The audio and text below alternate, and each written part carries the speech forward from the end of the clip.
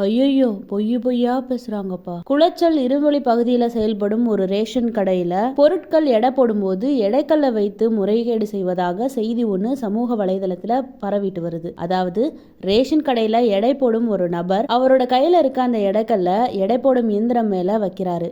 அது டிஜிட்டல் எடை போடும் இயந்திரம்ன்றதுனால அது மேல ரேஷன் பொருட்கள் வைக்கும்போது கையில இருக்கிற எடைக்கல்லையும் சேர்த்து அந்த அளவு பலகையில வைக்கிறாரு. அப்போ அது வெயிட் அதிகமா காட்டுது. இது வாடிக்கையாளர்களுக்கு அதை கொடுக்கும்போது கையில இருக்கிற எடைக்கல்ல தனியா கையில எடுத்துக்கிறாரு. இந்த செயலை வாடிக்கையாளர் ஒருத்தர் வீடியோ எடுத்து அந்த பதிவு தான் இப்போ வைரல் ஆகிட்டு வருது.